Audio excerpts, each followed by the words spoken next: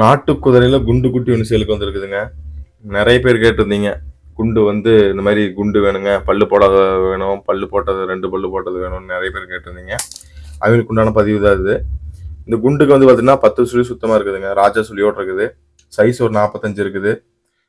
வண்டி பழக்கம் வந்து அரை கண்டிஷன்ல தான் இருக்குதுங்க. இந்த இது வந்து பார்த்தீங்கன்னா வண்டி பிளஸ் வந்து குதிரை 2 சேர்த்து ரூ. 30,000 சொல்றாங்க. ஃபிக்ஸ்டு கிடையாது. நெகோஷியபிள் பண்ணிக்கலாம்னு சொல்லியிருக்காங்க. கடி, உதை எந்த கெட்ட வழக்கமுமே கிடையாதுங்க. கை, கால் சுத்தமான குதிரை.